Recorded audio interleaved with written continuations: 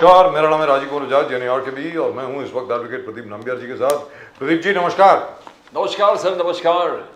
और प्रदीप जी और मैं, हम दोनों हैं नेशन नाउ पर। नेशन नाउ हमेशा आपके साथ और हमेशा ही आपके साथ रहेगा। आप सब लोगों को जय हिंद, जय महाराष्ट्र, जय भवानी, जय शिवाजी, वंदे मातरम। वंदे मातरम। जय सिया राम, हर हर महादेव। हर Har Mahadev.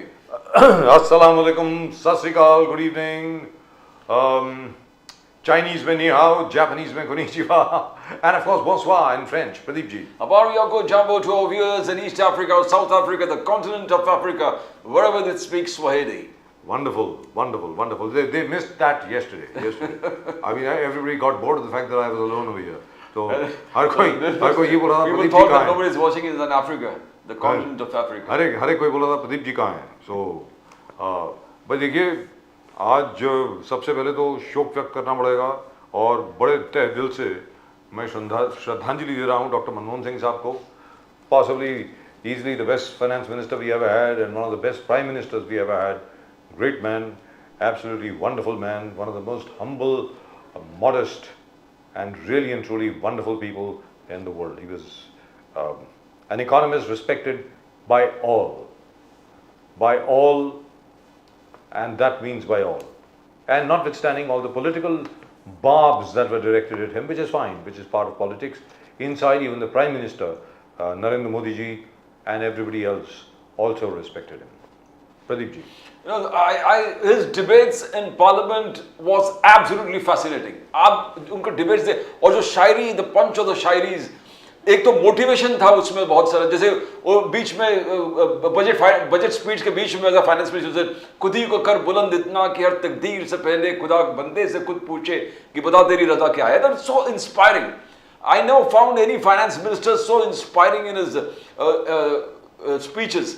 And when he was a prime minister, his replies to Sushma Swaraj जिस प्रकार से करते थे, देख मेरे शौक तो देख, मेरे इंतजार देख, माना कि तेरी दीद का काबिल नहीं हूं मैं। I mean, you had the pleasure of listening to such all that is missing now. Illumined minds. Yes. All that is missing now. You know, people like आपने सुषमा स्वराज जी की बात करी. Yes. I remember, I can't think of anybody else who gave a half an hour speech, आधे घंटे की speech Sanskrit में, जैसे सुषमा स्वराज जी ने दी।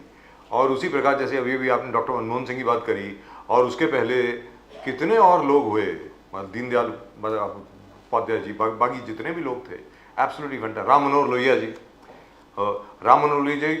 चलिए देखा तो नहीं है, लेकिन उनकी स्पीचेस पढ़ी हैं। और जो तर्क वितर्क हुआ करता था पार्लियामेंट में, आज की तारीख में वो मिसिंग है। I wish it would come back because we used to love watching that. When he was a finance minister, especially Manmohan Singh ji जो फाइनेंस मिनिस्टर थे जी, तो बच्चे भी बैठते थे कि फाइनेंस बजट समझ ले। फाइनेंस बजट के साथ ऐसे जो नॉलेजेबल जो डुएट्स वगैरह थे, जो नॉलेजेबल वर्ड्स और प्रोवर्ब्स थे, उसका जो उच्चारण वो करते थे, that was so fascinating. People love. I mean, every speech में कुछ सीखने को मिलता था। कॉलेज स्टूडेंट्स हो, ये हो, they would love and the manner in which he explained why foreign investment is great for the country and we should not be scared of foreign investment, in fact we should welcome it. और साथ में उन्होंने ये भी कहा कि आप हमारे उद्योगपति, हमारे व्यापारी, हमारे दुकानदार, हमारे जो इंडस्ट्रियलिस्ट है, उनके ऊपर आप कॉन्फिडेंस रखिए, will be able to compete. आप टेंशन मत लीजिए, भारत तरक्की करेगा और बहुत अच्छे तरीके से तरक्की करेगा। And that's exactly what seems to have happened. At the moment with us, we have a panel of very, very distinguished guests indeed. We have Mr. Ali Daruwala, our old friend, looking very, very dapper indeed, from Pune. Ali Daruwala sahab, namaskar. नमस्कार, जय Hind, Jai Maharashtra, Vande Mataram. I can't see Ali Daruwala sahab. जय Siya Ram sir. अरे दारूवाला साहब कहाँ हैं? सिर्फ उनकी आवाज आ रही है। Right, Ali Daruwala Sahab is there with us. Deepak Kedar Sahab is also there with us. Manish Singh Sahab is also there with us. Deepak Kedar Sahab of the Panthers Party, he's there with us, and I think Manish Singh Sahab of the Samajwadi Party will also be there with us very, very shortly. Now, at the moment, what has happened is that whereas right now everybody is talking very, very nicely about everybody, Pradeep ji, but there is a certain amount of bitterness which has crept in. Can we have some other footage as well, please? ये आप एक ही footage दिखा रहे हैं बार बार जरा बाकी भी दिखाइए, मतलब राहुल गांधी साहब वहाँ पहुँचे, सोनिया जी पहुँची, प्रधानमंत्री मोदी साहब वहाँ पर पहुँचे, हर एक कोई पहुँचा। आप सिर्फ एक ही फुटेज दिखा रहे हैं बार बार. Of course, he was commander in chief, so naturally all this is there. Now, the point is, it led to a very bitter taste in the mouth. You know, those WhatsApp groups which started to attack Dr. Manmohan Singh, which I think is terrible. It shouldn't be done, not today at least. That's what I think. What do you think, Pradeep? Yeah, of course, not today. I mean, you look at the contributions that he has done to the economy. I mean, when he was a finance minister, tabhi you could smell liberalization all across you. You could feel liberalization across you. You could feel that we are moving towards a global economy. एक वातावरण महसूस भी कर सकते थे हम कि हम एक giant leap ले रहे हैं. We as a nation are more taking a giant step forwards where liberalization, modernization is concerned. Because here when Manmohan Singh talked, he also walked the talk. It was in letter, spirit and action. Never seen before. Right, I can see Ali Darwala Sahab looking very, very dapper indeed, as if he has just come back from a Hollywood set. Yes, बिल्कुल yes. Hollywood के hero लगते हैं Hollywood साहब. and- I'm not joking. Darwala Sahab, did someone tell you that you look exactly like Paul Mooney, the man who got the Oscar award for? That is Rajiv sir, that respect and that thing that only comes from you. But I've never heard Pradeep sir say anything. From the Good Earth, it was fantastic. You look exactly like Paul Mooney. I'm not joking. और Manish Singh साहब तो वैसे भी hero ही लगते हैं. और आज भी बिल्कुल वैसे के वैसे ही हैं. देख लीजिए, बिल्कुल ऐसे लगता है कि यंग राजेश खन्ना बैठे हैं हमारे सामने. बिल्कुल. मनीष सिंह जी नमस्कार. सर पर मैंने प्रणाम किया है सर आप. जी मालूम. Thank you so much, sir. Thank you so much. So, Dr. Darwala, Ali Darwala साहब, I'll start with you. आप डॉक्टर मनमोहन सिंह के बारे में क्या कहना चाहेंगे सर? प्लीज जरा बताएं. लाइव हूं मैं. जी बोलिए. Nothing in the world of corruption, in the world of controversy, in the world of running strips, in the world of breaking news, never did I once hear. That's the time when I started understanding politics. But never once did I hear Honorable Manmohan Singh ji's name coming up, cropping up. Well, on left, right, center, upar, niche. Those were the 10 years of running strips, breaking news, and world of scams. And in that world of scams, in between all this mess and all this dirt flying up and down, Manmohan Singh ji maintained his integrity. He was Mr. Clean. This is what I say. And in spite of being a BJP spokesperson, I can tell you that one man in the muck, and the diamond in the muck, was Honorable Manmohan Singh ji. Fantastic. And what would you say about what he did with regard to opening up and liberalization of the markets in India? He did, in spite of having a remote control in somebody's hand, he did his bit, he did his fair bit.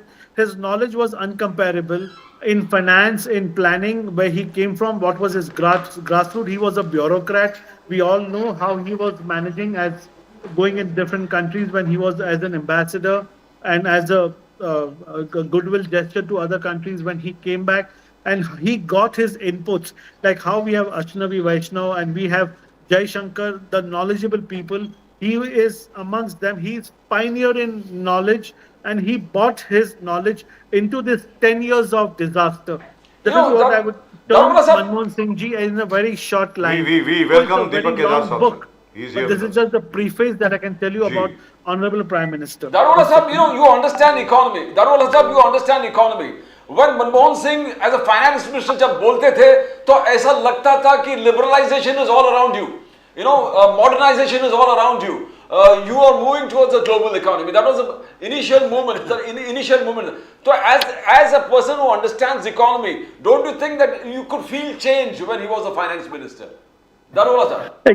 Exactly. When Honorable Manmohan Singh ji, as a finance minister, when he used to come in the parliament and when he used to present the budget, I can tell you, all said and done, I was not so intelligent, I was not so smart, and I did not know P of politics. But as a layman, I could understand what he is trying to run the point home, what he needs, what he wants to make the people understand, and how he has simplified it, how he could put it in terms where common people, middle class people, the not so educated people could understand. That is one thing I understood. And to be very honestly, like I would want to hear what the finance minister wants to say on television. What is the finance minister? Well, that time we were small. We had this petrol pump. Is there anything coming in the price rise of petrol, diesel? We used to watch, and while watching this, he used to get our attention, and we used to get us attracted, and that's how Manmohan Singh struck a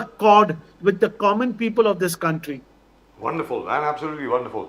And uh, we welcome Deepak Kedar साहब. Deepak Kedar साहब,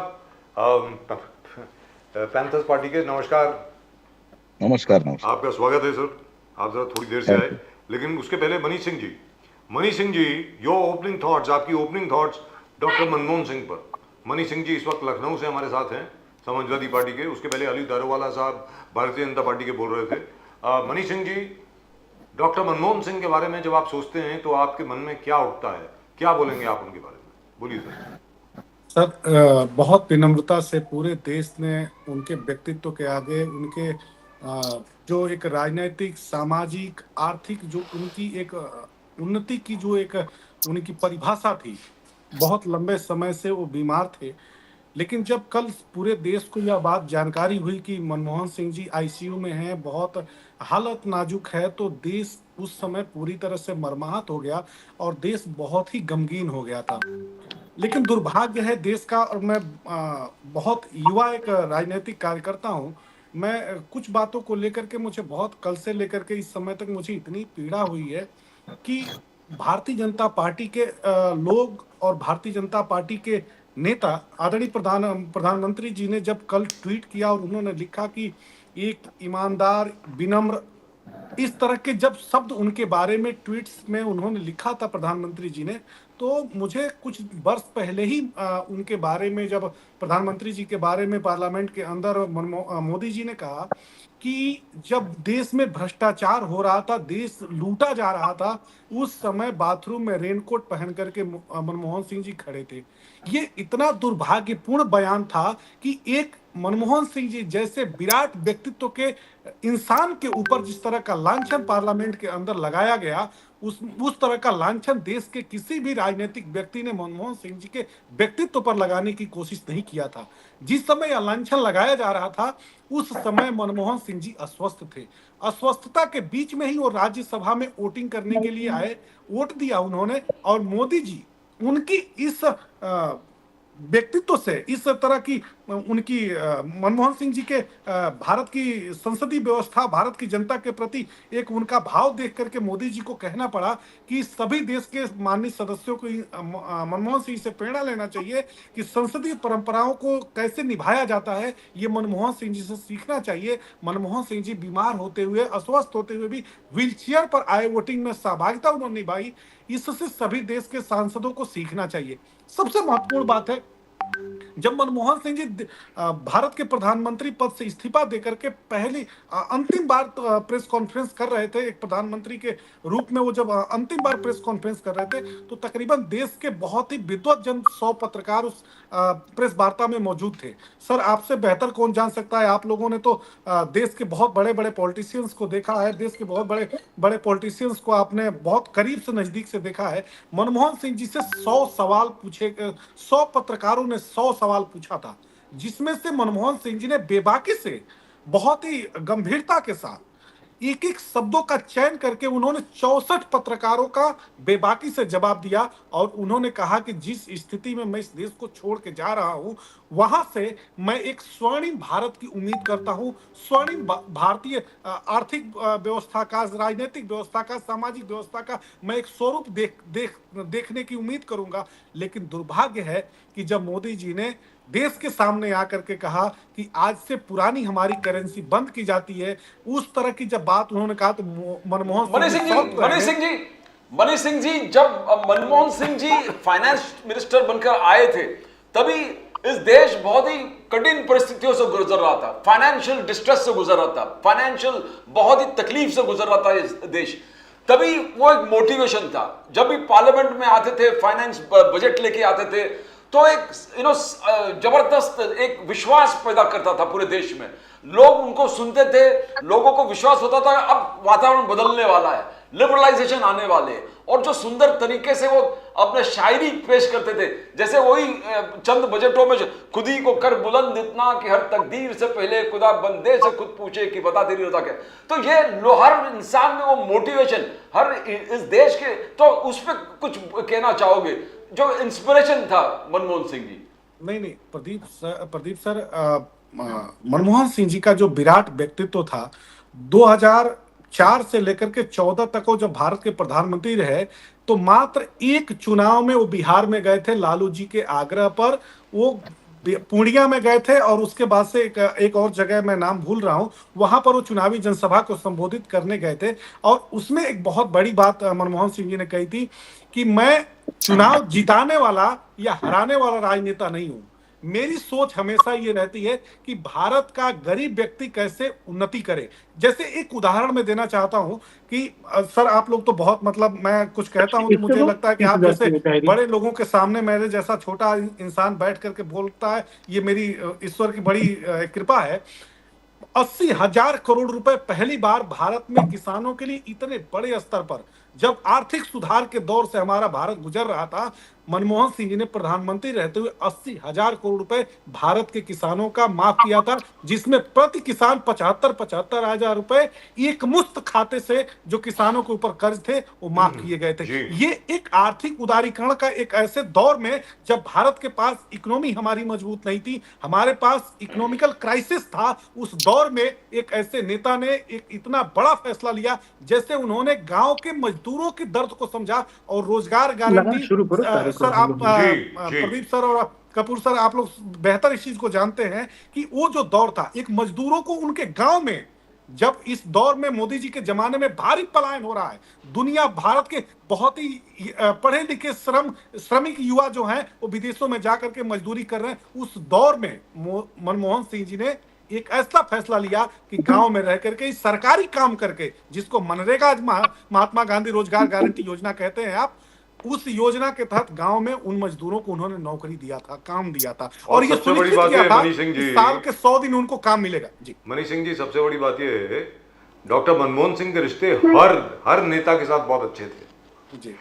केदार साहब, दीपक केदार साहब, सुनने वाली बात है, हर नेता के साथ बहुत अच्छे रिश्ते थे उनके साथ, भले वो शरद पवार जी हों, भले वो लाल कृष्ण आडवाणी जी हों, भले वो अरुण जेटली साहब हों, भले वो सुषमा स्वराज जी हो। जो प्रदीप जी ने अभी भी बात कही, सुषमा स्वराज जी ने खड़े होकर के लोकसभा में, अभी प्रदीप जी ने उस बात का जिक्र किया, खड़े होकर लोकसभा में, क्योंकि leader of the opposition Sushma Swaraj ji थी, राज्यसभा में अरुण जेटली थे, प्रधानमंत्री जी बैठे थे लोकसभा में। सुनने वाली बात है, अली दारूवाला साहब आप भी सुने, तू इधर उधर की बात न कर, ये बता के काफिला क्यों लुटा, ये सुषमा स्वराज जी ने कहा। उसका जवाब दिया डॉक्टर मनमोहन सिंह ने, ज्यादातर चुपचाप रहते थे। उन्होंने कहा इकबाल को कोट करते हुए, माना कि तेरी दीद के काबिल नहीं हूं मैं, तू मेरा शौक देख, मेरा इंतजार देख। ये डॉक्टर मनमोहन सिंह ने कहा। तो मेरा ये कहना है कि उस वक्त क्या था कि बच्चे भी टेलीविजन देखा करते थे, लोकसभा की डिबेट्स देखा करते थे, राज्यसभा की डिबेट्स देखा करते थे।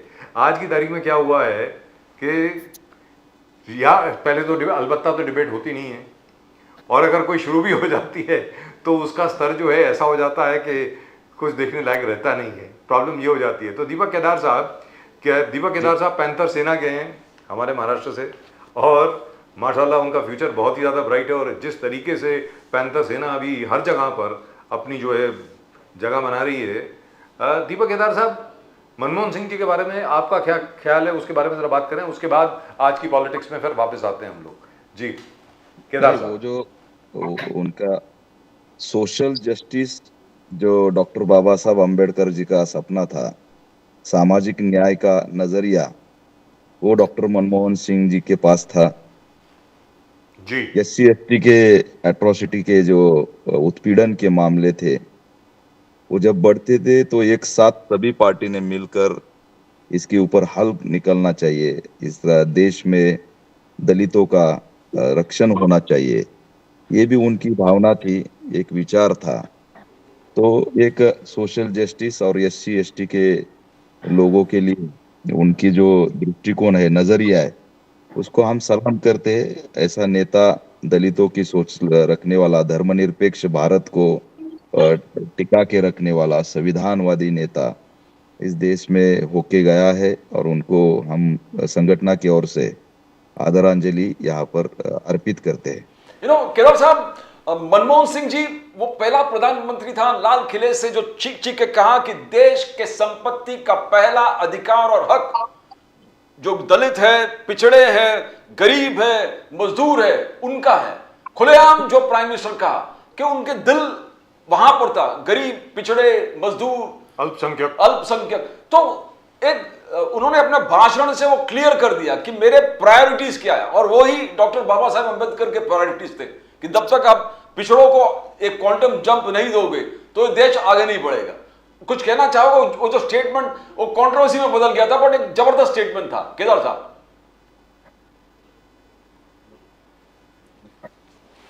आपकी आवाज नहीं आ वाले रही। लोग जी बोलिए। सत्ता में बैठे हैं। जी दलितों के खिलाफ और सोशल जस्टिस के खिलाफ की सोच रखने वाले लोग सत्ता में बैठे हैं। दलितों के हित की बात करने वाली व्यवस्था आज नहीं है। ये जो नरेंद्र मोदी की व्यवस्था है, ये तो मुस्लिमों के बारे में, अल्पसंख्यकों के बारे में, दलितों के बारे में, आदिवासियों के बारे में, इनकी सोच इतनी छोटी है कि ये कहते हैं कि गाड़ी के सामने अगर कुत्ता आता है और कुचल जाता है तो ये सोच है। और जहां डॉक्टर मनमोहन सिंह एक सोच रखते हैं कि इस देश के संपत्ति पर आदिवासी दलितों का पहला अधिकार है, तो ये आज नहीं दिखने को मिलता है। तो सही मायने में अगर डॉक्टर बाबा साहब अम्बेडकर जी के सामाजिक न्याय के सपने को साकार करना है, जो उन्होंने सामाजिक न्याय की आजादी दी है, तो उसका अगर इम्प्लीमेंट करना है तो डॉक्टर मनमोहन सिंह जैसे ही प्राइम मिनिस्टर की जरूरत होगी। और आज उनके बाद हम वो सब यहाँ पर मिस कर रहे हैं, और उसी के खिलाफ हमारी आज लड़ाई चलती है। वो सोच रखने वाला नेता आज नहीं दिखता, ये दुर्भाग्यपूर्ण बात है। और मनमोहन सिंह ने वो सोच रखी, इसलिए हम उनको तहे दिल से, यहाँ से दिल से हम जय भीम भी कहते हैं। तो केदार साहब, इसके पहले कि मैं अली दारूवाला साहब के पास जाऊं और उसके बाद मनी सिंह साहब के पास, केदार साहब, जो आदरणीय सम्मानीय गृह मंत्री अमित शाह साहब ने कहा अंबेडकर जी के बारे में, और जिस प्रकार उन्होंने उनका नाम लिया, आप उसके बारे में क्या समझते हैं? क्या वास्तविकता में अमित शाह जी ने अंबेडकर जी का नाम लेकर के, क्या अंबेडकर जी के नाम के साथ क्या कोई असल में खिलवाड़ किया, या कोई तौहीन करी, या फिर ये सिर्फ पॉलिटिक्स हो रहा है? बताएं। नहीं, सोच समझकर उन्होंने बाबा साहब को टारगेट किया है। उनकी जो सही सोच है, आरएसएस की सोच, वो सामने आ चुकी है जी। वो दो ढंग से चलते हैं। एक, डॉक्टर बाबा साहब अंबेडकर जी को मानने का नाटक करते हैं, और दूसरी तरफ बोलते हैं कि हम ही बाबा साहब के संविधानवादी लोग हैं। लेकिन वो जो सच्चाई है उनके मुंह से बाहर आ गई, और उन्होंने जानबूझकर डॉक्टर बाबा साहब अंबेडकर जी को अवमानित किया, प्रताड़ित किया, और उनका जो विचार है आरएसएस का, गोलवलकर जी का, वो विचार आज उनके मुंह से सामने आया है। देखिए, इनको वन नेशन वन इलेक्शन लाना है, इनको संविधान खत्म करना है, इनको मनुस्मृति को लाना है, लेकिन जहां एक तानाशाही का माहौल खड़ा करना है, लेकिन जब जब ये तानाशाही का माहौल खड़ा करने जाते हैं, कुछ यहाँ पर एक तानाशाही के बिल पास करना चाहते हैं, तब यहाँ पर डॉक्टर बाबा साहब अंबेडकर जी का जो विचार है, सोच है, उनका जो संविधान है, उनको उनके जो गोलवलकर के एजेंडा है उसको इम्प्लीमेंट करने के लिए रोकता है। और इसीलिए उनके मन में डॉक्टर बाबा साहब अंबेडकर जी के खिलाफ ये विचार है। और यही सच्चाई है कि अमित शाह ने जानबूझकर इस देश में बाबा साहब के खिलाफ जाकर एक बड़ा मतलब अवमानित करने का काम किया है। यही नहीं, गुजरात में अहमदाबाद में बाबा साहब के मूर्ति को तोड़ा गया, विटंबित किया गया। तो ये सोचकर जानबूझकर देश में चलाया जा रहा है, और बाबा साहब के खिलाफ एक यहाँ पर वातावरण वो बना रहे, दलितों को रास्ते पर ला रहे। आज दलित पूरा भारत में बंद करने के विचार में है। आने वाले 2-4 दिन, 6 जनवरी के आसपास भारत बंद का भी सोच यहाँ पर चल रहा है। अब हम रुकेंगे नहीं। ये जो है इनका तानाशाही का जो रवैया है, ये संविधानवादी नहीं है, ये संविधान को मानते नहीं है, ये बाबा साहब को मानते नहीं है। इनको तानाशाह बनना है, इनको देश को गुलाम करना है, यहाँ के बहुजनों को गुलाम करना है, और इसीलिए उनको उनके जो बिल है वो पास करना है, संविधान को जी। खत्म करना है। लेकिन बाबा साहब के विचार इनको रोकते हैं, बाबा साहब के जो यहाँ के अनुयायी है, बाबा साहब के जो सैनिक है, इसे रोकते हैं। इसलिए वो चिढ़ते और चिढ़कर वहां पर बाबा राइट, साहब के तो खिलाफ बात। दारूवाला साहब से अगर पूछ आप लेते हैं। किसानों जी। के आंदोलन को देखेंगे जी, तो मैं आता किसानों हूं के आपके पास आंदोलन से। में भी बाबा साहब का फोटो था। दीपक केदार आप साहब, मैं आता मराठा हूं का आपके आंदोलन देखेंगे आरक्षण का तो बाबा साहब का फोटो था। आप दलितों का आंदोलन जी। लेंगे तो बाबा साहब का फोटो है। आप आदिवासियों का आंदोलन लेंगे तो बाबा साहब का फोटो है। यहाँ पे शाहीन बाग का ये सीए एनआरसी के जो आंदोलन हुआ वहां भी बाबा साहब का फोटो लेकर आंदोलन किया। तो पूरा देश बाबा साहब कहता है। यही अमित शाह और इनके सब आरएसएस के, मोहन भागवत के सब लोगों को चुभता है। इनको आरक्षण खत्म करना है, इनको संविधान खत्म करना है। यहाँ से बाबा साहब ने दीपक जो केदार जी, मैं मनुवाद आपके खत्म पास आता किया हूं है, वापस। दीपक केदार जी, एक सेकंड। तो ये अली दारूवाला उनकी जो सोच है वो साहब, सामने आई। आपने सुना, जी। दीपक जी। केदार साहब पैंथर सेना के हैं, दलित नेता हैं। ही फील्स, इनका ये कहना है कि आरएसएस का जो एजेंडा जो है वो, और आरएसएस का की जो आइडियोलॉजी है वो एंटी दलित है। आप दलितों के खिलाफ हो, अल्पसंख्यकों के खिलाफ हो, और जान करके आदरणीय सम्माननीय अमित शाह जी ने अंबेडकर साहब, भारत रत्न भीमराव अंबेडकर साहब का अपमान किया लोकसभा में। अब आप बोले दारूवाला साहब। एग्जैक्ट या केदार जी अब बात कर रहे थे, मैंने बीच में इंटरवीन नहीं किया। जी, सब में पहले मैं ये स्पष्ट आपके माध्यम से, आपके प्रेस्टीजियस चैनल से ये देशवासियों तक ये एक मैसेज पहुंचाना चाहता हूँ। वंदनीय बाबा साहेब अंबेडकर, ये जिसकी जो कॉन्स्टिट्यूशन के ऊपर ये देश का पूरा जो सिस्टम रचा है, उसको भारतीय जनता पार्टी अपहेल्ड करता है। ये जो केदार जी कांग्रेस की भाषा में बात कर रहे हैं, ये कह रहे कि वो पैंथर सेना के हैं, पर मुझे तो ये इनमें से टोटल कांग्रेस की बदबू आती है मुझे। ये जो दलितों के लिए ये गवर्नमेंट ने, राष्ट्रीय स्वयंसेवक संघ ने जो ईमानदारी से, जो सच्चाई से काम किया है, वो दूर दूर तक ये कांग्रेस वालों ने 60 इयर्स में नहीं किया। इन्हें ये शायद दिखा नहीं, कोई बात नहीं, पर मैं इन्हें एक्सप्लेन करना चाहता हूँ। अब मुझे 2 मिनट दीजिए। बोलिए सर। अमित शाह जी ने जो कहा आपके चैनल के ऊपर, यहाँ पे ये भारत बंद, लोगों की जान की रक्षा, यहाँ पे जीवित हानि नहीं होना चाहिए, यहाँ पे चक्का जाम, देश को बैकवर्ड यानी पीछे इतना ही जाना चाहिए। आपको लगता है तो अमित शाह माफी क्यों नहीं मांग रहे? 1 सेकंड, लेट मी इतना ही फिनिश। लगता है तो नरेंद्र मोदी माफी क्यों नहीं मांग रहे? ना, अगर मोहन आपने भागवत माफी माफी मांगी क्यों नहीं आपकी मांग पार्टी रहे? की तरफ से, वो हमारे क्या लिए काफी माफी है। मांगने को शर्म आ रही आपने है? शायद उन्हें चैनल नहीं देखे, आपने दूसरे चैनल नहीं देखे। नरेंद्र मोदी ने भारतीय माफी जनता मांगनी चाहिए। पार्टी- उनके केदार जी, नेतृत्व एक में सेकंड, काम कर रहे हैं एक अमित शाह। एक एक जनों को सेकंड, आप गाली देने सुनिए। के लिए बोलना और दूसरे जन ने चुप बैठना, ये नहीं चलेगा। नहीं, ये गलत है आपका। आपको ये इसको एक ने क्या मुद्दा बनाना है, आपको ये बात को नहीं, खत्म मुद्दा नहीं क्या? करना है। आपने ये फैशन जो बोला है एक बाबा बात साहब करने को। का लहजा था, बाबा सुनिए साहब केदार को जी। फैशन आपने बोला है, हमने नहीं। बाबा साहब को केदार जी, प्रताड़ित मेरी आपने बात किया, हमने सुनिए, नहीं। मेरी बात सुनिए प्लीज, मेरी बात सुनिए। और आप उनका मैंने अवमान as a करके अगर BJP माफी भी नहीं मांगते spokesperson- और फिर भारत बंद की बात करेंगे तो उसको आप बोलेंगे ये मामला देश के खिलाफ है। 3 ऐसा टाइम नहीं सुना। चलेगा। आप केदार बाबा जी, साहब आपकी बात के, मैंने 3 टाइम सुना है। देखिए अमित ये शाह same कोई नहीं। record आप अमित 3 टाइम बजा रहे शाह हो। एक तड़ीपार नेता था। उस वो जो गृह मंत्री बने हैं वो बाबा साहब के संविधान के वजह से बने हैं, ये ध्यान में रखिए। और बाबा बिल्कुल, साहब को इसके भूलना बारे में कोई अच्छा dispute नहीं है। केदार जी, आपका बाबा साहब मैंने का बात संविधान 3 टाइम अगर नहीं सुना। होता तो अमित शाह कौन सर होते? सुनिए ना, आप वही कैसेट को दोहरा रहे हो, पर जिससे मैं सहमत हूं, मैं आपसे असहमत नहीं हूं।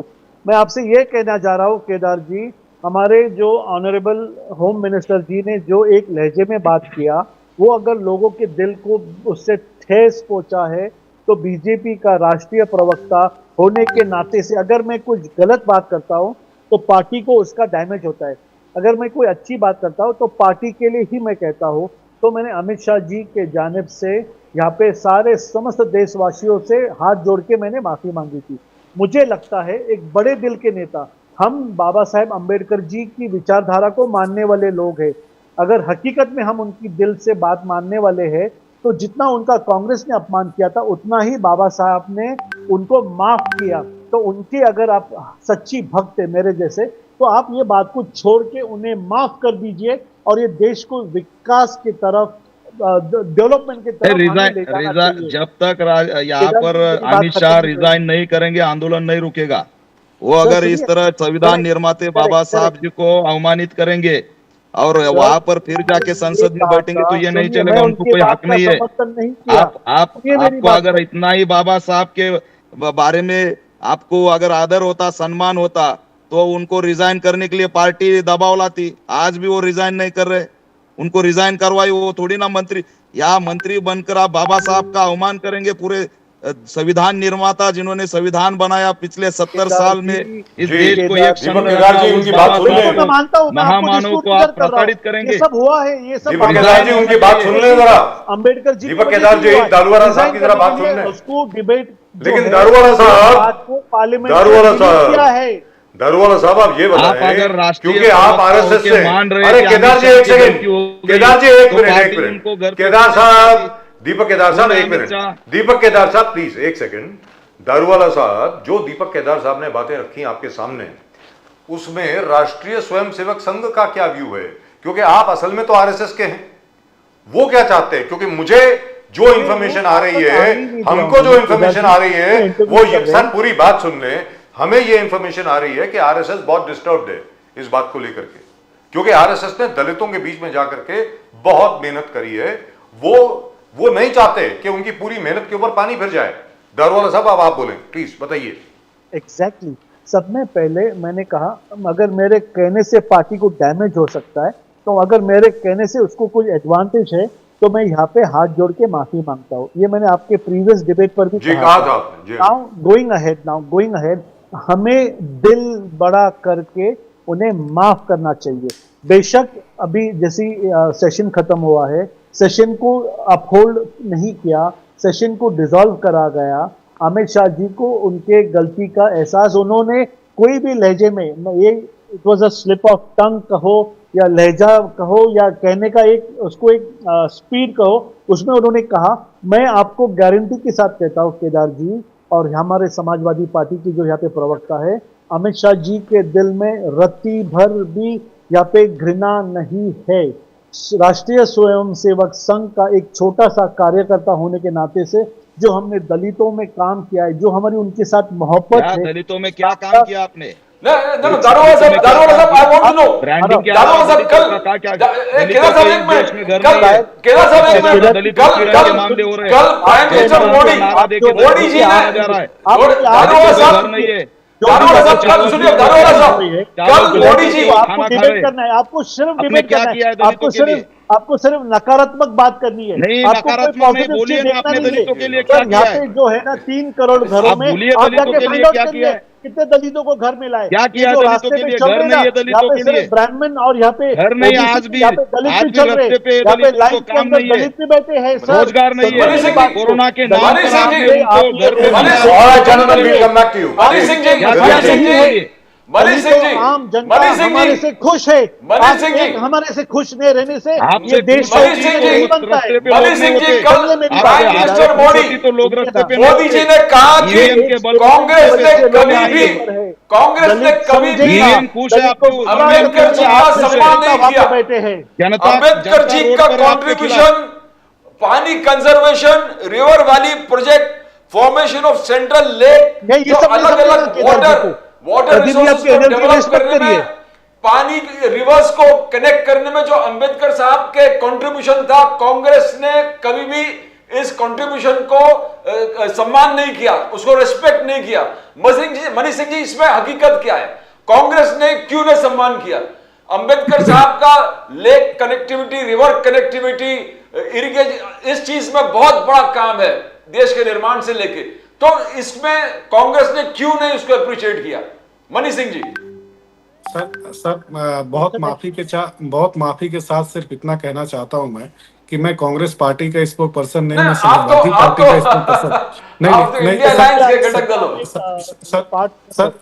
सर हम जिस मंशा के साथ हमारी पार्टी, हमारे नेता सियासत करते हैं, उस मंशा को हम आपके सामने रखना चाहते हैं।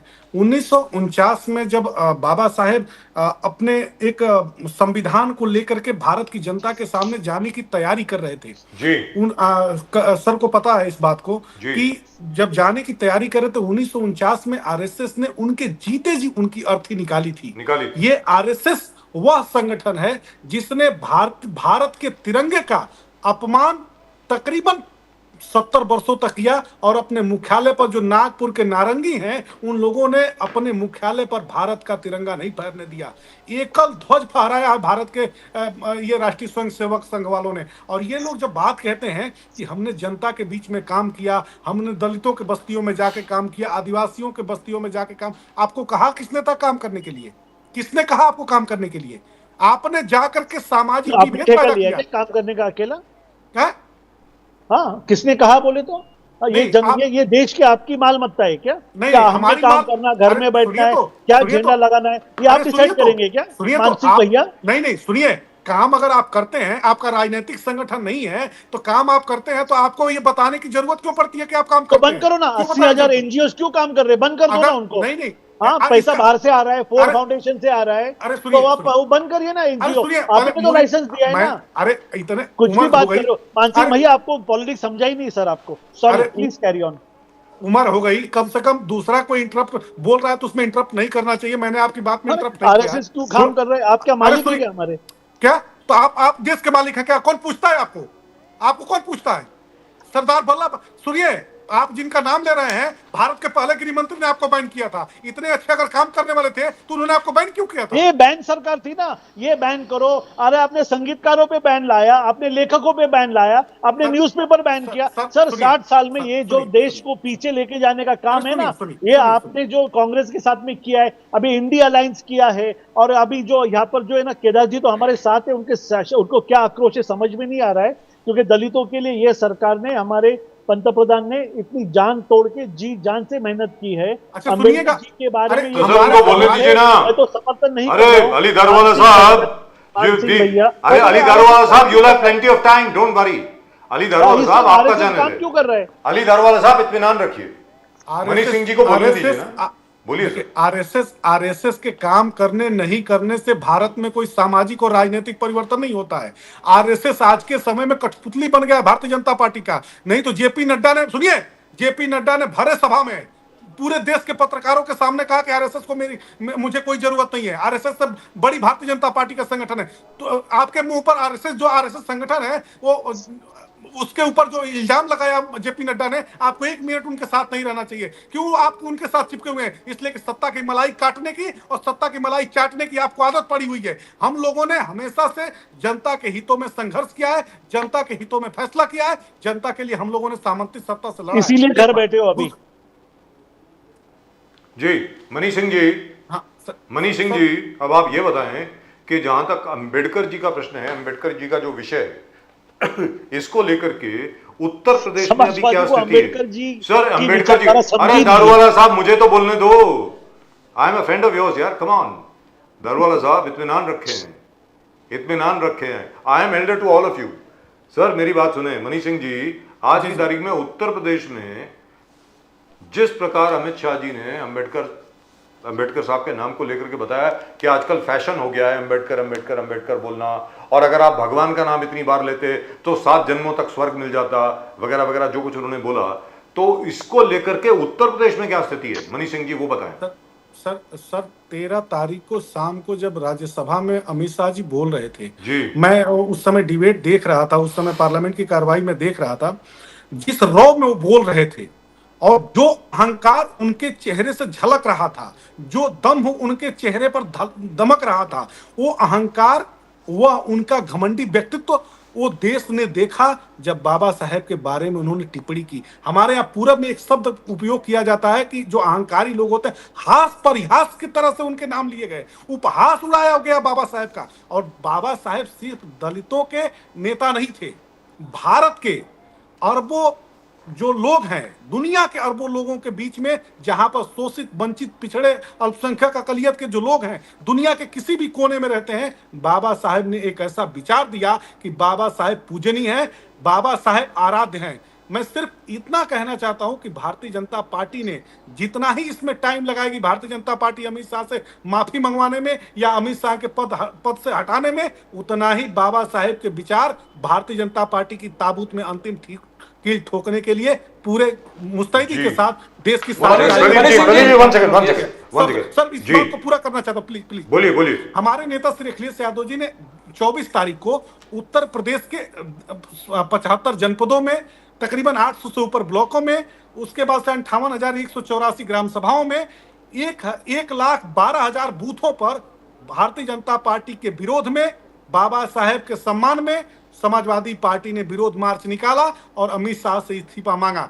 25 तारीख को हमारे नेता श्री अखिलेश यादव जी ने फैसला लिया अपनी पार्टी के महत्वपूर्ण नेताओं के साथ कि हम लोग 25 तारीख से लेकर के 25 दिसंबर से लेकर के 25 जनवरी तक, गणतंत्रता दिवस के एक दिन पहले तक, हम लोग 1 महीने तक गांव गांव जाकर के पखवाड़ा सप्ताह मनाएंगे। उसके बाद से लोगों को जागरूक करेंगे, भारतीय जनता पार्टी की नीतियों के बारे में, उनके स्वभाव के बारे में जनता से बताएंगे और बाबा साहेब का जो अपमान गृह मंत्री भारत के अमित शाह ने किया है उसको हम लोग एक ऐसे राजनीतिक परिवेश में, राजनीतिक वातावरण में उसको स्थापित करने की कोशिश करेंगे कि भारतीय जनता पार्टी के नेताओं को माफी मांगना पड़े और देश की जनता के सामने आकर के अपनी गलती को स्वीकार करना पड़े। Now over here I would like to remind our viewers, and this for the information of all viewers, सारे दर्शकों की जानकारी के लिए है कि सरदार पटेल जिनका नाम बार बार लिया जाता है और आज की तारीख में तो बीजेपी ने सरदार पटेल को अप्रोप्रिएट कर लिया है।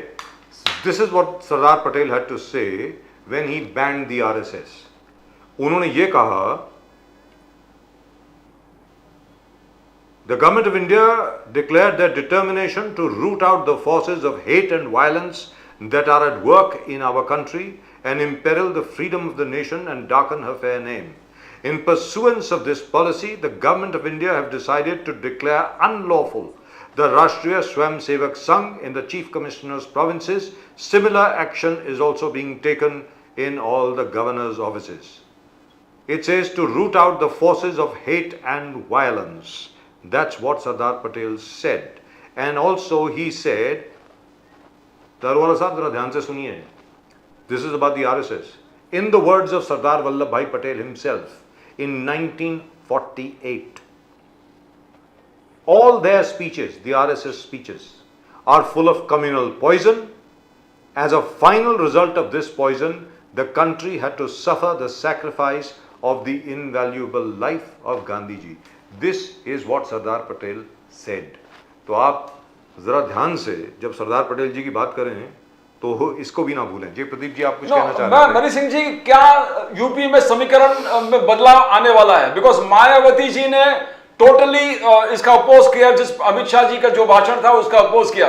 मायावती जी भी बहुत ही स्ट्रिक्ट यानी एक उत्साहित तरीके से पूरे बहुजन समाज को एक साथ करके विरोध प्रकट कर रहा है। क्या आने वाले काल में हम ये भी देख सकते हैं कि वापस बहन जी और अखिलेश जी साथ में आएंगे और सशक्त एक वातावरण बनेगा वहां पर उत्तर प्रदेश में?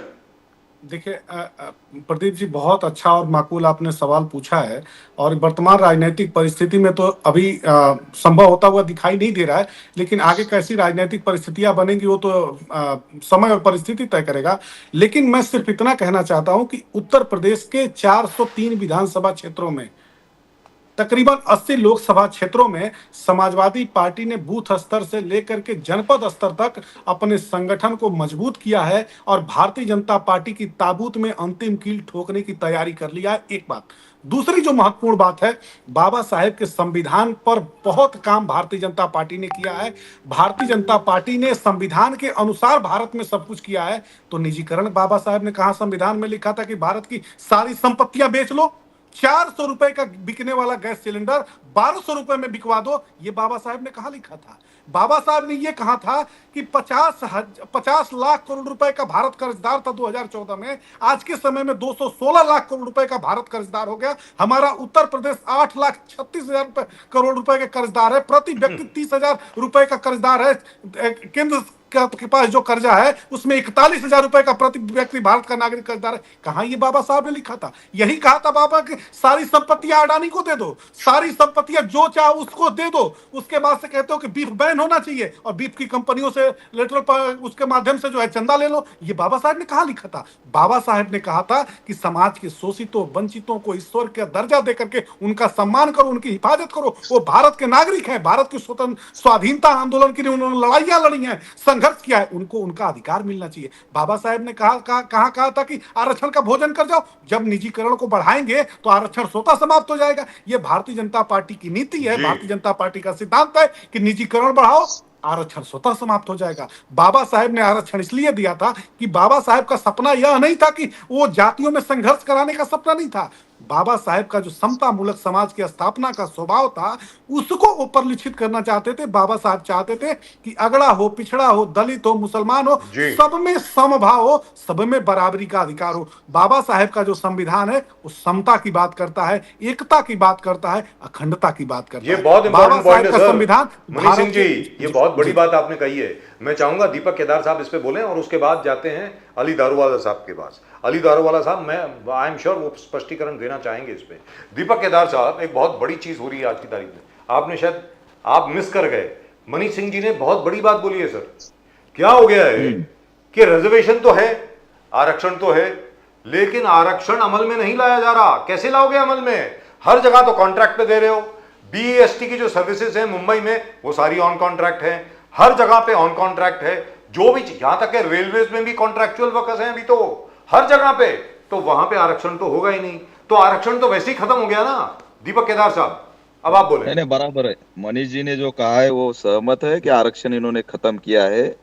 और मोहन भागवत जी का जो स्टेटमेंट था कि आरक्षण की समीक्षा होनी चाहिए, तो वो उनका सोच ही है कि आरक्षण को खत्म करना उनका एजेंडा ही है जी और सत्ता उनको आरक्षण खत्म करने के लिए चाहिए। अब ये जो बोल रहे हैं कि दलितों के लिए हमने बहुत किया, जैसे कि अभी मनीष जी ने बोला कि अडानी के बारे में बोला, क्या इनके लिए जो आधुनिक दलित है वो अडानी है क्या अंबानी है? इनका दलित कौन है? हम तो यहाँ पर बेरोजगार है। हम आज भी, हमारा जो है रोजगार नहीं है, हमें नौकरियां नहीं है। बाबा साहब ने दिया जो सोशल जस्टिस है उसको इन्होंने खत्म किया है। सामाजिक न्याय का कोई भी यहाँ पर दरवाजा खुला नहीं है।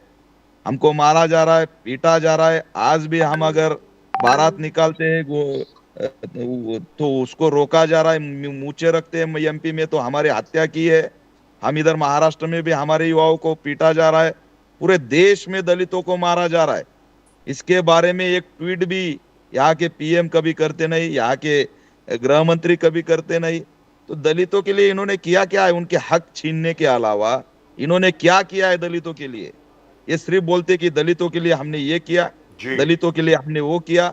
दलित बेटी को, मनीषा वाल्मीकि को 4-4 लोग वहां पर उसको खत्म करते हैं, उसकी जुबान काटते हैं। इधर हमारे एमपी में हमारे युवाओं ने मूंछ रखी तो उसको भी मार डाला। ये इन्होंने किया क्या है? ये सिर्फ आरक्षण ही नहीं, हमको भी बहुजनों का, दलितों का अस्तित्व भी खत्म करना चाह रहे।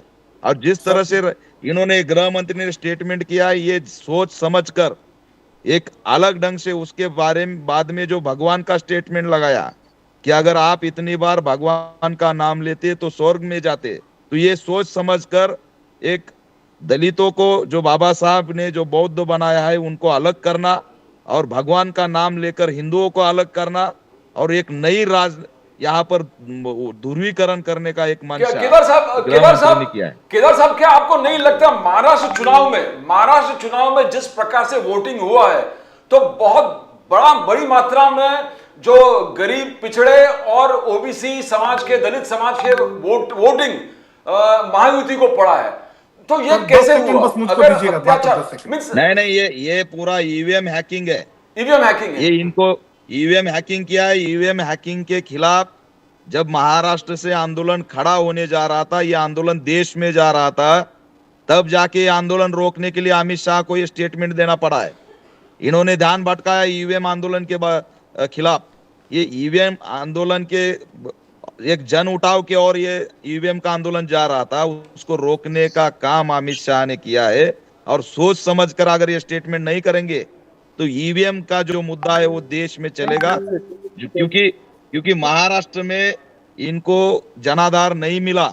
अगर जनाधार मिलता तो आज महाराष्ट्र में लोग रास्ते पे नहीं आते। इनके खिलाफ सब लोग रास्ते में है। यहाँ का ओबीसी रास्ते पे है, बहुजन यहाँ का मराठा वो रास्ते पर है, यहाँ का दलित रास्ते पर है, आदिवासी रास्ते पर। अगर इनको वोटिंग करते तो रास्ते पे क्यों आते थे? और वो इसी तो ओबीसी इन्होंने जो छगन भुजबल साहब जिस प्रकार से ओबीसी समाज का नेतृत्व करके महायुति की तरफ पूरे ओबीसी वोट्स आ गए, तो और बहुत ऐसे मींस प्लानिंग के हिसाब से जिस प्रकार से दलित समाज, ओबीसी समाज महाराष्ट्र में महायुति को वोट दिया, तो इसमें आपको नहीं लग रहा कि खुलेआम आपको लगता कि ईवीएम के माध्यम से आपको नहीं लग रहा कि लोगों ने सब चीज भूल कर डेवलपमेंट को काम वोट किया है? नहीं, कौन सा डेवलपमेंट? कहाँ का डेवलपमेंट? जुमला है, झूठ है, कोई डेवलपमेंट नहीं है। यहाँ पर ईवीएम के माध्यम से ही ये सरकार में आए हैं। राइट, ना ओबीसी का दारूवाला साहब, छगन भुजबल कोई ओबीसी का नेता नहीं है जी, उनके पीछे जनाधार नहीं है। सर तो प्लीज 10 सेकंड। तो केदार साहब दारूवाला साहब से पूछ लें एक बार। मनीष सिंह जी, मैं आ रहा हूं आपके पास, एक second. Daruwala sahab, before you answer whatever Manish Singh ji and Kedar sahab said, एक छोटी सी बात आपसे पूछना चाहता हूं अली दारूवाला साहब। सर, ये क्या नया फैशन चला है कि जहां जहां पे क्रिसमस सेलिब्रेशंस हो रही हैं, मिडनाइट मास हो रहा है, सांता क्लॉज के शेप में लोग जाकर के कुछ गिफ्ट्स वगैरह डिस्ट्रीब्यूट कर रहे हैं, उसको लोग अटैक कर रहे हैं? सर, ये क्या है? What is happening? दारूवाला साहब, Answering to your first Please, question last, please, first I go would ahead. like to come to what जो केदार जी और ये जो मान सिंह भैया कह रहे थे कि आरएसएस जो है, सर, उनका नाम इस्लामिक मनीष सिंह है, मान सिंह नहीं है। जी। यहाँ पे हेटेड फैला रहा है। और डॉक्टर मान सिंह हुआ करते थे, जी हाँ। सरदार वल्लभ भाई पटेल जी ने उसे बैन करने के लिए जो स्टेटमेंट दिया था, सर स्टेटमेंट नहीं दिया था, बैन किया था। वन सेकेंड मुझे खत्म कर दीजिए। ये जो कांग्रेस ने जो काम किया, एनी अपराइजिंग जो देश के अंदर आवाज जब उठती थी उसे मिटाने का, उसे दबाने का, एक एक डेढ़ 2 साल जिसको जेल में डाला वो कोई पाकिस्तान के नागरिक नहीं थे, वो हमारे भारत के नागरिक थे सर। और राष्ट्रीय स्वयंसेवक संघ जो है वो एक एनजीओ है, वो कोई पॉलिटिकल पार्टी नहीं है। It is registered as a NGO. जो मानसिंह भैया कह रहे थे ना, जब वहाँ पे झंडा सर, नहीं मनीष लगा, सिंह तो इनके जी। मनीष सिंह या वन आपका सेकेंड आरएसएस रजिस्ट्रेशन है, एक सेकंड। रजिस्टर्ड संगठन है। नहीं, हमारा तो बैंक अकाउंट भी नहीं है, आप भूल जाइए वो सब बात, भूल जाइए। एक विचारधारा फिर से या ऐसा तो चलता है एक देश way में, हो गई। ऐसा चलता है देश में। तो लाओ ना बैन, लाओ ना आप। सब में पहले आप जो कह रहे ना ईवीएम बयान हैकिंग क्या है, आप दूरदर्शन पे आ रहे, आपकी सरकार में बैठे दूरदर्शन पे लाया आरएसएस को। तो बोलो ना लोगों को सरकार का सब, आरएसएस पे जाओ सरकार नहीं, के माध्यम से के आरएसएस मार्च को में बढ़ाने का भाग लो काम नहीं। चल रहा है। जरा हाँ, सरकार जहाँ पे हटाओ, सरकार आरएसएस आपकी कैसी जो चलती पहुंच है? नहीं सकी, वहाँ पे हमारे स्वयंसेवक संघ पहुंचे। जब सरकार नहीं बाढ़ रहती में तब हमारे आरएसएस लोग बैन पहुंचे। होती है। केरला में हमारे स्वयंसेवक संघ के लोग पहुंचे, गुजरात के अंदर हमारे स्वयंसेवक संघ के लोग पहुंचे। जिधर भी तो डिजास्टर होता है बांग्लादेश वो में भी किसी के भेजिए, पास, वहाँ एक हिंदू सेकंड, खतरे में वो है। किसी के पास कटोरा लेके 3 महीने वो में लोग आप तो देश को दरवाजे के लड़ने ऊपर के लिए बैन नहीं बजाते। सैनिक बनाने वाले थे एक आरएसएस सेकंड, के केदार लोग। जी, सुनिए। बांग्लादेश में अब भेजिए RSS के उनको, बारे में सुनिए आरएसएस ना। के लोगों हम को। लोग जो है ना, यहाँ संघ देश वाले, में क्यों ये मोर्चे किसी के निकाल रहे हो दरवाजे हिंदू पे खतरे में कटोरा बांग्लादेश लेके का? नहीं पहुंचते। कोविड तो के क्या अंदर जो संघ देखिए, परिवार ने उनकी काम शादी किया, भी नहीं, वो उनको सारे बांग्लादेश देश में के भेजिए, देता वहाँ है। के हिंदुओं को संघ परिवार जो है ना, बचाइए। वो यूएस में भी काम कर रहा है और वो कितने कुशलता से काम कर रहा अरे है। बांग्लादेश केदार में जी, आप थोड़ा जाके फाइंड हिंदुओं आउट को करिए। बचाओ ना। और बांग्लादेश के अंदर आपकी तरफ से, यूएस आपकी में पैंतर सेना की तरफ आपके से मंदिर, जो अल्पसंख्यकों आपके के ऊपर लोगों को अत्याचार हुआ, वहाँ उसके के बारे लोगों में ने मैंने पीटा, नहीं ये भी सुना। बताओ। आपकी पैंतर सेना जो है ना, जिसके आप प्रवक्ता है, वो तो मणिपुर में मुझे दूर दूर तक लीडर है साहब पैंथर सेना के। पर जी, एनीवे, लेट प्रवक्ता मी नहीं come to the point. Kedar ji, listen, आपकी क्या मंशा, आपकी जो माइंडसेट और आपका जो बात करने का लहजा है ना, आप बेशक पार्टी नाम चेंज करके इधर आए हो। आप बांग्लादेश कांग्रेस के में प्रवक्ता हो। हिंदू चलो, खतरे में कोई बात है, नहीं, मैं कोई एक बात बता नहीं। रहा हूँ, आपको हिंदू सजेशन खतरे दे में रहा है, हूँ। ये बखेड़ा आप जो खड़ा भारत कर में रहे हो ना, मोर्चे निकाल रहे सनातन हो, आज बंद करिए, महफूज है। बांग्लादेश में जाके उनको राष्ट्रीय बचाइए। स्वयंसेवक संघ से आपको भारत में इसलिए मोर्चा निकाल एलर्जी के क्या है, होगा? आपको यहाँ इसलिए के एलर्जी है क्रिश्चियनों को टारगेट क्योंकि कर रहे हैं, सनातन को सम्मान मुस्लिमों को देने टारगेट वाली कर ये रहे हैं, पार्टी दलितों है, को टारगेट कर रहे हैं। इसलिए आपको उससे एलर्जी है। सर, आपको वैयक्तिक एलर्जी है। मुझे नहीं लगता कोई भी यहाँ पे दलित भाइयों को आरएसएस से या बीजेपी से कोई भी घृणा है। एनीवे, आज पूरा दलित, पूरा भारत भारतीय रास्ते पर है। हाँ, मैं मानता पूरा हूँ, भारतीय बाबा बेशक, साहब को मानने वाला हाँ, रास्ते पर है। मानता हूँ बाबा साहब को मानने वाले के बारे में, और पूरे मेरी बाबा एक साहब को विचारधारा मैं मानने आप वाले आज कहना रास्ते पर चाहता है। हूँ। अब प्लीज और सुनिए मेरी ईवीएम बात। को मानने वाले आप है। ईवीएम को हटा के चुनाव करिए, बाबा साहब के बच्चे क्या करते देखिए इस देश में। बिल्कुल। अभी मैं आपके सवाल का जवाब दूं। जी बोलिए सर। मैं आपके हर बात से सहमत हूँ। ईवीएम जो आप जो कुर्सी को कुर्सी लगा के बैठे हो ना शरद पवार जी के बाजू में, जिसके जो टूथ जिसके आपने क्या इशारों पे अब चलते हो, आज सुप्रिया सुले जी 8-10 दिन पहले वो दोनों साथ में थे, लेट मी फिनिश। सबसे मिलते हो, ऐसा कुछ नहीं है। कुर्सी तो आप भी लगाते उनके बाजू में। ईवीएम को दोष देना ये गलत है, तुम्हारे पास कोई पुरावा नहीं है, तो इसके बारे में आप क्या कहेंगे? सुप्रिया सुले मैडम ने खुद कहा क्या ईवीएम को दोष देना बगैर पुरावे के गलत है। उसके बारे में मुझे लगता नहीं शायद केदार जी ने हफ्ते भर से न्यूज़पेपर पढ़ा है। चलो कोई बात नहीं, शायद आपको दूर दराज एरिया से नहीं, हमने सब पढ़ा है, लेकिन हमको ये भी मालूम है कि अमित शाह के साथ शरद पवार की मीटिंग हो चुकी है। अमित शाह के साथ शरद पवार की मीटिंग हो चुकी है। और देखिए, मैं शरद पवार का कोई प्रवक्ता नहीं हूँ, एक पैंतर है, किसी का गुलाम नहीं हूँ। दारूवाला साहब कल भीड़ से, दारूवाला साहब कल भीड़ से, अली दारूवाला साहब कल भीड़ से ऑल पार्टी एक बड़ा विलास मोर्चा निकलने वाला है। भीड़ से अली दारूवाला साहब कल भीड़ से शरद पवार साहब के लीड से वहां एक हर पार्टी का एक अनाउंस किया था। कल शोक दिवस है इसलिए तो भीड़ से ये पूरे एक आंदोलन शुरू होने वाला है। How do you see that? In spite Devendra Fadnavis ji कहना कि किसी को बख्शूंगा नहीं, nobody will be spared. One second Pradeep से, भीड़ का जो आंदोलन है वो यहाँ पर इनके खिलाफ है। मुंडे जी के जो वहाँ पे थे ना, वो जो जिसको अरेस्ट हुआ है, उनको आपने मंत्री बनाया आपके सरकार में। जब लोगों को उनके लोग मार रहे हैं तो आपने मंत्री क्यों बनाया उनको? आपके सरकार से हटाओ उन्हें। आपने वोट क्यों दिया? ईवीएम हैक के आपको अगर दिख रहा है, आपको दिख रहा है कि वो क्रिमिनल एक्टिविटी करके लोगों को मार रहे हैं, तो आप उनको मंत्री पद में क्यों दिया, मंत्री मंडल में क्यों दिया है? ऑर्डर दे दिया इंक्वायरी लगाने की। अब तो आप संतुष्ट हैं? इंक्वायरी से काम चलेगा? लोगों को मारा जा रहा है, दिन दहाड़े मारा जा रहा है, इंक्वायरी से काम चलेगा? समझ में आएगा दोषी कौन है, समझ में आएगा? कैसे काम चलेगा? विश्वास आरोपियों को अरेस्ट नहीं हो रही, जो मार के गए दिन दहाड़े उनको अरेस्ट नहीं हो रही है, उनको अरेस्ट नहीं हो रही है। कर रहा है, उन्हें तो फांसी होना चाहिए। मैं तो कह रहा हूँ ना, फांसी होना चाहिए, मर्डरर्स को फांसी होना चाहिए। कहना अलग है, आप गृह मंत्री पद पर आपकी पार्टी बैठी है, उनको अरेस्ट क्यों नहीं हो रही है? अरेस्ट हो गया, उनकी इंक्वायरी तक नहीं। केदार जी, शायद आपके पास लेटेस्ट न्यूज नहीं है ना। मानसिंह भैया जो कह रहे थे यहाँ पर इतना प्रॉब्लम है, बीजेपी आने, मनीष सिंह नहीं, मानसिंह और नाम होता है मनीष सिंह सपा से। ये जो प्रॉब्लम है, आपको लग रहा है यहाँ पर जो ने क्या हमारी बहन जी ने जो आवाज उठाया है, मैं उसके समर्थन में हूं, मैं आपको अपोज नहीं कर रहा। इनफैक्ट मैं एक बात आपको कहना चाहता हूं, वंदनीय बाबा साहेब अंबेडकर जी को मैंने कई शादियों में, जब वहां पे फेरे होते हैं, वो शादी की दलित की शादी में जब मैं गया था, वहां पे मेरे भाई बहनों की शादी भी मैंने देखा है, उनका जो फोटो है वो भगवान के बीचों बीच रखा है, उनका स्थान कोई ले नहीं सकता। अमित शाह जी ने जो कहा वो बेशक उनका वो स्लिप ऑफ टंग है, उन्होंने माफी मांगी, नहीं मांगी, मांगेंगे, उनके पहले मैंने यहाँ पे माफी मांगी है। इसके बारे में कोई भी दो राय नहीं है। हमारी देश की जनता ने माफ करना चाहिए। ये बात को बढ़ाकर ये देश की जो एक सक्सेस की जो यहाँ पे जो टायर चल रहा है ना, उसमें ये स्पोक डालने से कुछ नहीं होगा।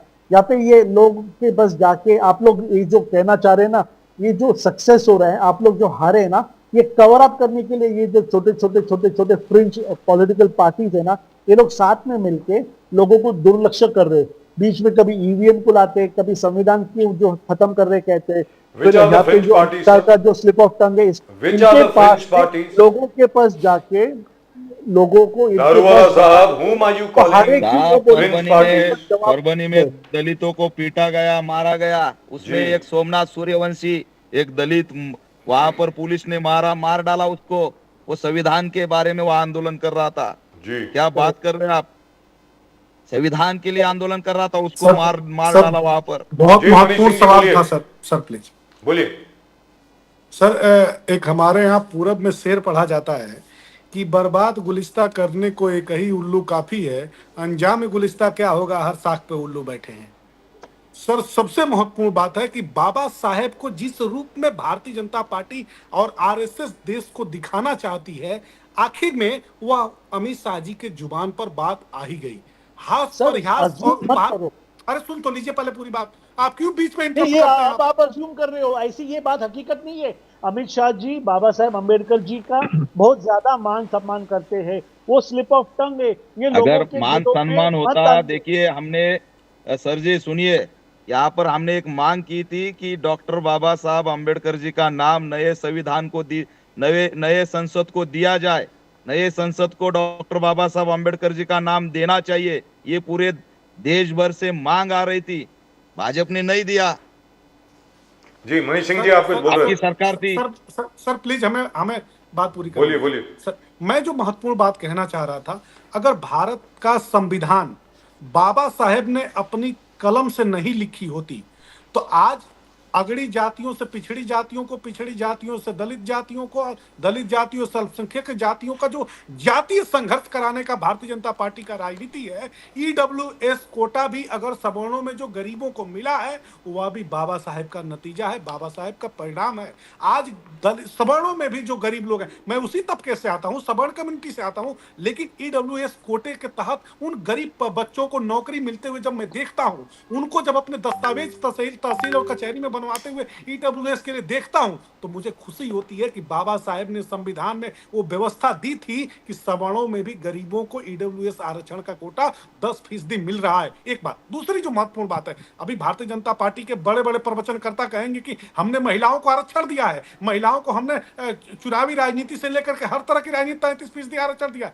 किसका देन है? बाबा साहेब की जो संकल्पना थी, बाबा साहेब की जो सोच थी महिलाओं के प्रति, महिलाओं को वो जातियों में नहीं बांटते थे, महिलाओं का एक अलग वर्ग मानते थे बाबा साहेब, और कहते थे कि नर नारी में समानता की बात जब तक भारत में नहीं होगी, जब तक संविधान हमारे नर नारी की समानता का अधिकार नहीं देगा, तब तक महिलाओं का उत्थान नहीं हो सकता है। अगर आज के समय में महिलाओं को आरक्षण मिला है, सवर्णों में जो गरीब लोग हैं उनको आरक्षण मिला है, जितना दलित भाई, पिछड़े भाई, अल्पसंख्यक भाई बाबा साहेब को पूजते हैं, उतना ही सवर्ण जाति के जो लोग हैं, महिलाएं हैं, उनको भी बाबा साहेब को पूजना चाहिए। ये बात मैं कहना चाहता हूं। और सबसे बड़ी बात, अपने लास्ट कमेंट में सिर्फ इतना कहना चाहता हूं कि भारतीय जनता पार्टी उस दोराहे पर खड़ी है कि आगे खाई है, पीछे कुआं है। भारतीय जनता पार्टी सत्ता से जिस दिन भी जाएगी, वह तारीख उनके सत्ता के जीवन का अंतिम तारीख होगा, और भारतीय जनता पार्टी भारत की राजनीति में, सत्ता की राजनीति में इतिहास बन करके रह जाएगी। और जो भी सरकारें आएंगी उनको बहुत लंबा समय लगेगा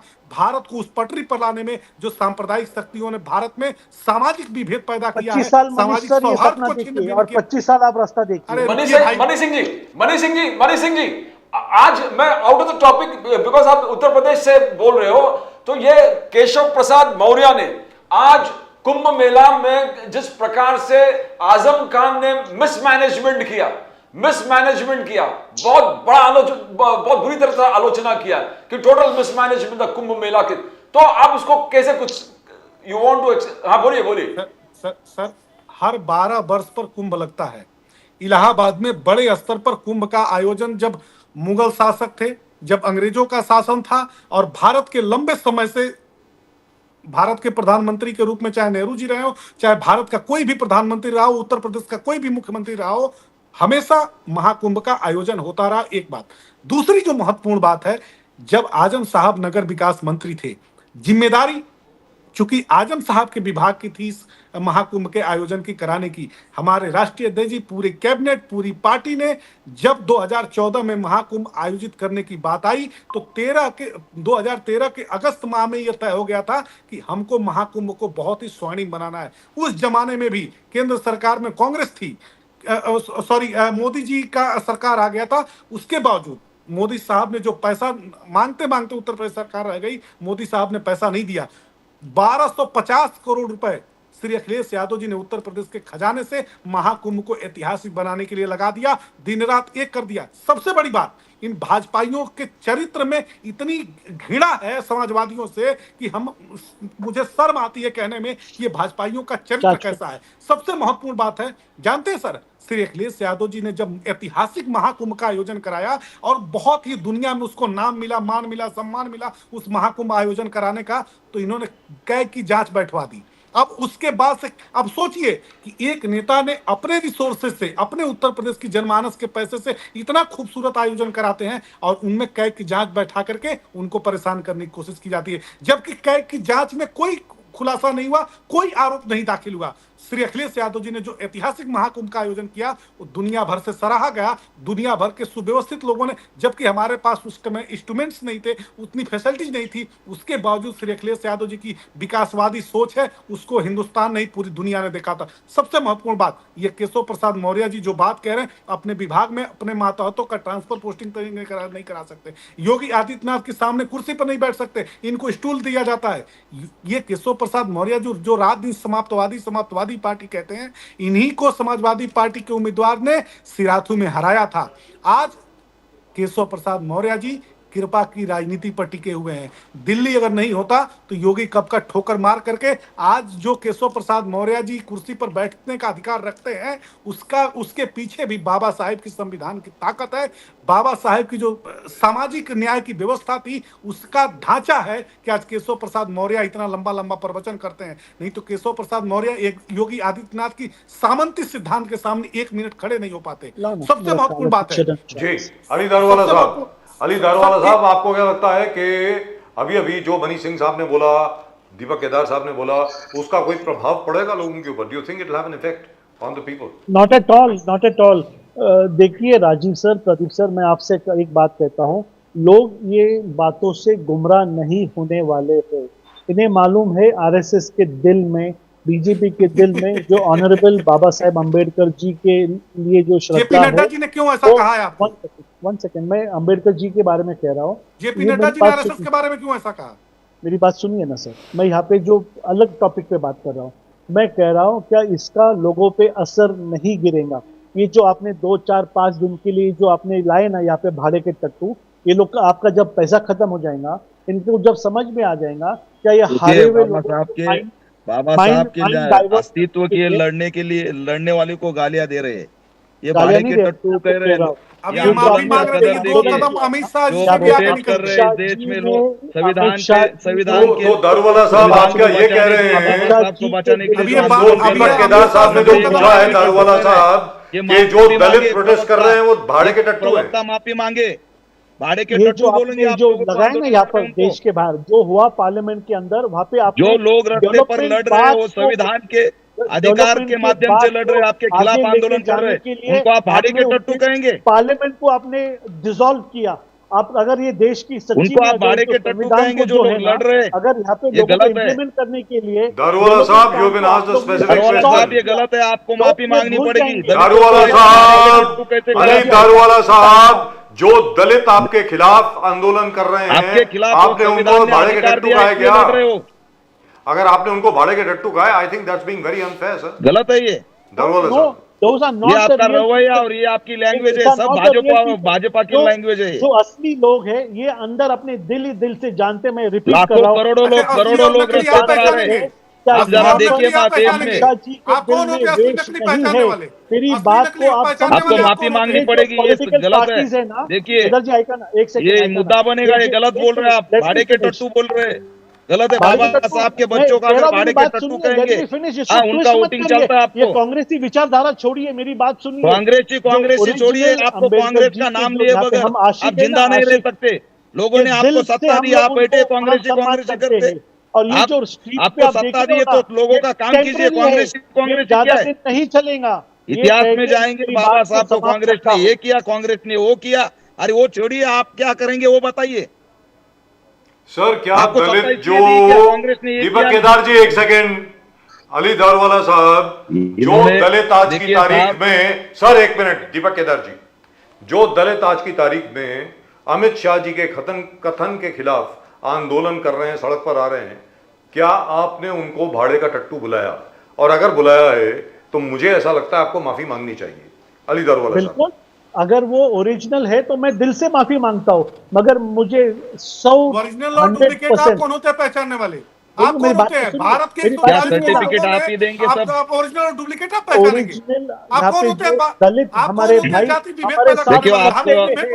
आपको गालियां देनी थी, आपने दे दी। सत्ते में है अमित शाह को, बाबा साहब को अवमानित किया ना था आपने, उन्होंने कर दिया, आज आपने गाली दे दी, आप गालियां दे के माफी मांगते और हैं। twist- देखिए twist सावरकर मत का करिए। माफी वीर बोल के नाम ही है ना। बात को ट्विस्ट मत करिए सर, मेरी बात सुनिए, बात को समझिए, आप एजुकेटेड हैं। देखिए आप समझाने करोड़ों के लिए लोग, आप petition लाखों भर के बैठे लाखों हैं, लोग आप रास्ते समझाने के लिए पर, बैठे हैं यहाँ पे। उनको अधिकार कौन है, समझाने वाले हैं? आंदोलन मेरी करने बात का अधिकार है, हक है उनका। बेशक बेशक अधिकार है, मगर और वो यहाँ पे लाखों कुछ लोग हैं, अगर 1 हुआ 2 है, 6 अगर भाड़े के टट्टू, ऐसे कैसे बोल सकते आप?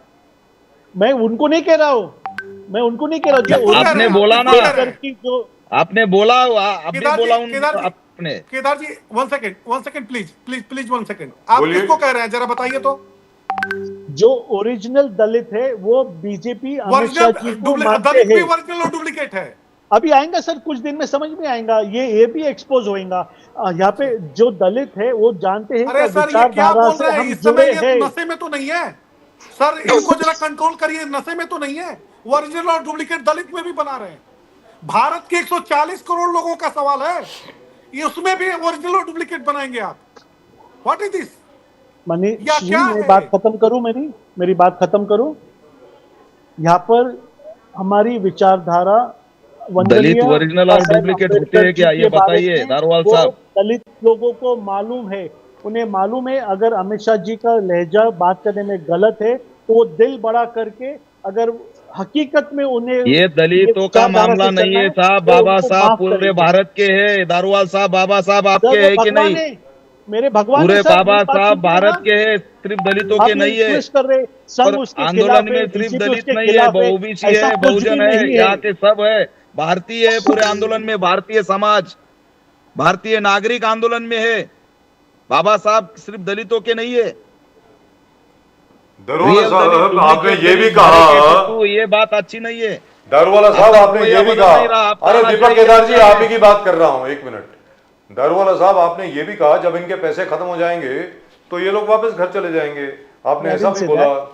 नहीं, पैसे के बारे में नहीं कहा मैंने Sir, I ये can कहा- replay it for you. Dalit- Sir, I Dalit can ji- replay it for you. If you want, I can replay it for you. You actually said it. May have been a slip of the tongue. But all I'm saying is, what do you mean by original and what do you mean by fake? That means there are fake Dalits and there are original Dalits. Let me Is that what finish you're it. saying? Two people, allow me, give me 2 seconds. Sir, I am Will with you. I am standing Yeah. with you, sir. I I am have given you. saying- By the way, if you look at the Dalit- time, I've given you maximum time. सबसे Yeah, ज्यादा आप बोले हैं, I'd sir. like to finish. It's time for namaz. What I want to tell you over here is, Yes, sir, the please. Dalit, the people who are really with heart connected to the movement, to the Charwar, they know that BJP, Amit Shah ji, Sangh is not against them. They will not get swayed. These people who they are portraying to be upset are the people who do not know the vichardhara of the Sangh.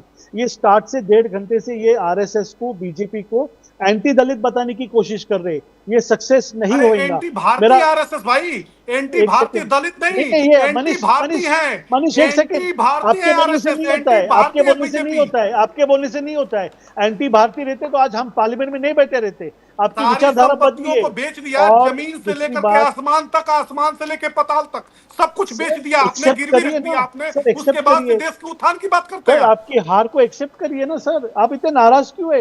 हार जीत तो चलते रहती है ना sir. Sir इनसे जरा पूछ लीजिए, ये बहुत बड़े प्रवक्ता हैं भारतीय जनता पार्टी के, आप राष्ट्रीय प्रवक्ता हैं, जिस प्रदेश में हमारी पार्टी है उस प्रदेश में आपसे 4 सीटें हमारी अधिक है। तो उत्तर प्रदेश में 4 सीटें उत्तर प्रदेश में हमारी आपसे अधिक है। 37 सीटों पर हम है, 33 सीटों पर आप है। कहां हारे हम? लोकसभा में हमारे को बहुत बड़ी सबक मिली है। मैं किधर मानता हूँ, मैं तो ये बात को मानता हूँ कि लोकसभा में, कैसे कहा आपने कि हम हारे हुए हैं? कैसे कहा? बातों में आप पूछिए राजीव सर को, लोकसभा में क्या हुआ, हमने उसको एक्सेप्ट किया है कि हमें हमारा नंबर नहीं मिला है, हमारे कुछ मिस्टेक्स हो गए। माफी का क्या, माफी मांगनी चाहिए। देखिए ये आप मसला दूसरी तरफ मत लेके जाइए, आपको माफी मांगनी पड़ेगी। हम बहुत यहाँ पर दलितों को आप इस तरह से भाड़े के लोग नहीं कहेंगे साहब। देखिए आप जब दलितों का अवमान करना है तो आपकी टंग ऑफ स्लिप का प्रॉब्लम रहता है, संविधान का और बाबा साहब की मूर्तियों को तोड़ना है तो वो माथे फिरू मनोरुग्ण पागल रहता है। और अमित शाह का जब स्टेटमेंट बाबा साहब के खिलाफ जाता है, आपका स्टेटमेंट बाबा साहब के बच्चों के खिलाफ जाता है तो आपका स्लिप ऑफ टंग होता है और मूर्ति तोड़ते हैं तो वो मानसिक रोगी रहते हैं। परभनी में मूर्ति तोड़ने वाला पागल घोषित कर दिया। तो ये जानबूझकर हो रहा है या नहीं हो रहा है ये बताइए। राघव भाई, ये भाजपा वाले गांजा भांग इस समय गांजा भांग पी करके सड़कों पे घूम रहे हैं सत्ता के मद में। सुनिए, लैंग्वेज नहीं, मैं स्पष्टता के साथ बोलता हूं और मैं डंके की चोट पर बोलता हूं। सुनिए, और आप जो बोल रहे हैं ये बात, एक बात लिख लीजिए, ना तो मैं आपके लखनऊ में रहता हूं, ना तो मैं योगी से, और योगी वहां के रहने वाले जहां का मैं रहने वाला हूं, और योगी गोरखपुर में आए उत्तराखंड से, मैं वहां का मूल हूं, समझ रहे हैं ना आप। मैं डरता उड़ता नहीं किसी से, उनको जानता हुआ कई मुकदमे उनके ऊपर थे, दंगा कराने के मुकदमे डरता उनके ऊपर। आप योगी को, मोदी को आप बहुत बड़े सुरमा समझ रहे होंगे, हम लोग सुरमा भोपाली नहीं समझते उनको, बिल्कुल हम नहीं है समझते उनको सुरमा भोपाली। वो आपकी गलती है, गलती नहीं है, यही हमारी ताकत है कि 37 ये सीटों पर हम देश गए, 33 सीटों को पे आप हैं। विकास के आपकी पटरी पे गलतियों लाने की वाले माफी दारोवाला मांगिए। साहब, could you explain what you प्रवक्ता meant साहब, by भाड़े गलतियों के की माफी टट्टू? मांगिए। सर, भाड़े के हमें टट्टू से आंदोलन आपका करने क्या का अधिकार तात्पर्य है या था? नहीं बोलिए। दलितों का आंदोलन बिल्कुल, करने का अधिकार है बिल्कुल, या नहीं है? दलितों को बेशक आंदोलन करने का अधिकार है। फिर वो सबको है, 6 सर, दिन आंदोलन सबको है। करेंगे, भाड़े के लोग हैं, पैसे खत्म हो जाएंगे, ये बात बहुत गलत है। सर, देखिए, सर, बाबा सुनिए। साहब के संविधान ने हमें अधिकार दिया है आंदोलन करने का। दारोवाला साहब, प्लीज, फिर आप we are क्यों waiting for an हमको explanation. यहाँ पर please. भाड़े के लोग बोल रहे हैं, क्यों ऐसा हमारा अवमान कर रहे हैं, क्यों एट्रोसिटी की बात कर Rajiv रही sir, है? tell him I said sorry. Just convey to him properly. Sir, I say it think your again. voice How can does it reach matter? him. Say it again. 110%. तो बोल The दीजिए ना, sir, original बोल Dalits दीजिए। are not the people are on the road, are not who are connected, who have not understood BJP and RSS. They will realize one day and they will go back. That is what I'm telling you. ऐसा होता Repeat तो it, लाखों लोग रास्ते पर है, हर जिला और कचहरी पर लाखों लोग आ रहे। आप जरा उनका देश भर से एक आढ़ावा लीजिए। दारोवाला आपकी साहब, may पार्टी I क्या say होती है? something? केदार 6 साहब, लोग नहीं हो, केदार लाखों साहब, लोग एक हैं। सेकंड। दारोवाला साहब, may I say something very seriously? Please take it very Yeah, please. seriously. What you said just now attracts the provisions of the Atrocities Act. I would suggest very strongly, as your friend, please apologize and please Yeah, I state said that you I'm didn't sorry. mean it. Please say it. 100%. It can be a slip of tongue. I am extremely sorry. But Right. That finishes let it. us end it over ji, here. माफी मांग लीजिए उन्होंने, माफी मांग ली sir, वो अपने शब्द वापस लेते हैं। Thank you so much, sir. Thank you so much, gentlemen. I think this show has been very, very informative. All of us agreed on Dr. Manmohan Singh and all of us have also agreed on Dr. B.R. Ambedkar. Bharat Ratna B.R. Ambedkar की जो आज की तारीख में स्थिति है पूरे के पूरे हिंदुस्तान में, मुझे नहीं लगता और कोई उसके आसपास भी आ सकता है।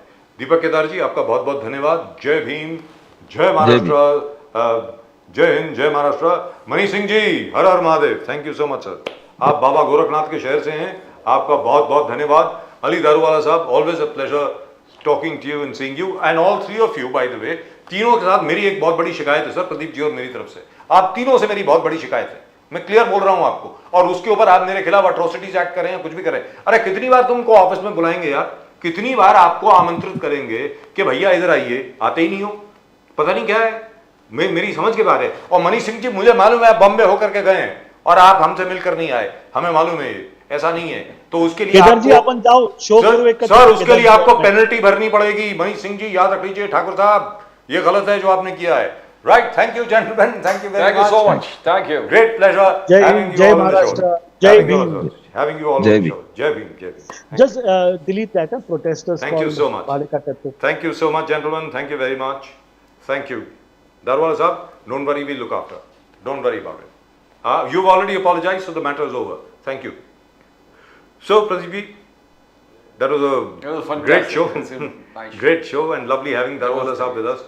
He always brings in a lot of color into every show. He brings in color and he levels it up. By end of the show, everything is clear. Yes, I absolutely. mean, he doesn't leave anything undone. That's right. Right, that's just about it as far as tonight's show is concerned. आज के show में सिर्फ इतना ही। आप लोग भाई वो जरा कमेंट्स अपने जरूर भेजें और वो सब्सक्राइब जरूर करें चैनल को। There you go. आपने घंटी भी सुन ली ना, सुनाई दे रही है ना, वेरी गुड। तो आप जरा सब्सक्राइब जरूर करें चैनल को और कमेंट जरूर भेजें अपने, however colorful they are. Right, that's just about it from both Pradeep ji and myself and the entire team of Nation Now. आप सब लोगों को नमस्कार, जय हिंद, जय महाराष्ट्र, जय भवानी, जय Shivaji, Vande Mataram. One day, Matra.